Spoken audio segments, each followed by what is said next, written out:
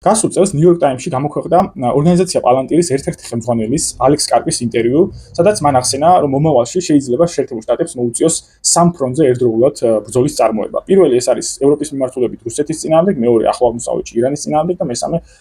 სამხრეთ აღმოსავლეთ წყნარ ოკეანეთში ჩინეთის შესაკავებლად. ალექს კარპის მსგავსი განცხადება მიმდინარე თვეში გააკეთა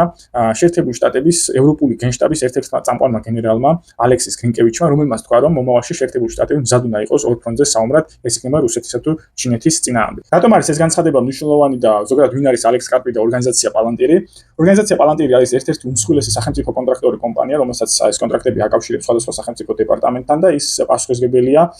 მონაცემთა ბაზების გენერირების, აკუმულირების, მისი დამუშავების და მათი ასე პროგრამული უზრუნველყოფა, რომელთაც საბოლოოდ შემდგომ იქნება გარკვეულწილად ავტონომიური ხელოვნური ინტელექტები და აი ამ ინტელექტის პლატფორმები და ამ პლატფორმებით შემდგომ ოპერირებს სხვადასხვა დეპარტამენტები. მათ შორის არის შეერთებული შტატების სასაზღვრო პოლიციის დეპარტამენტი, ასევე სოციალური დაცვისა და უსაფრთხოების დეპარტამენტი და რაც თავარია პენტაგონი, შეერთებული შტატების თავდაცვის სამინისტრო, მოდი ესე რომ ვთქვათ, რომელსაც ყველაზე მსხვილი კონტრაქტები აკავშირებს ორგანიზაცია პალანტირთან, რამდენიმე ასეულობით მილიონია ამ შემთხვევაში გამოყოფილი პალანტირთან თანამშრომლობისთვის. ასევე ისიც არის მნიშვნელოვანი, რომ ალექს კარპთან ერთად ერთ-ერთი მთავარი ხელმძღვანელი ეს არის პიტერ ტილი ამ ორგანიზაციის და ეს ორი ადამიანი საკმაოდ დაახლოებული არის შეერთებული შტატების ვიცე-პრეზიდენტთან ჯეი დი ვენსთან. კონკრეტულად კი პიტერ ტილი მოიაზრება ჯეი დი ვენსის მფარველ ბიზნესმენად, რომელმაც ხელი შეუწყო მის პოლიტიკაში გამოჩენას, პოლიტიკაში მოსვლას და შემდგომ დაწინაურებას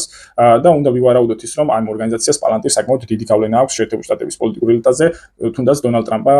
რამდენიმე თვის წინ საკმაოდ ეს მსუყე კონტრაქტით დაუკავშირდა ამ ორგანიზაციას და ასევე ისიც უნდა აღვნიშნოთ, რომ პალანტირი საკმაოდ აქტიურ კომუნიკაციაშია ისრაელის თავდაცვის ძალებთან, ისრაელის დაზვერვასთან და ისრაელი იყენებს აი ამ პალანტირის ზუსტად აი პროგრამულ უზრუნველყოფებს თუ ხელოვნურ ინტელექტს და მათ შორის დღეს ღაზაში მიმდინარე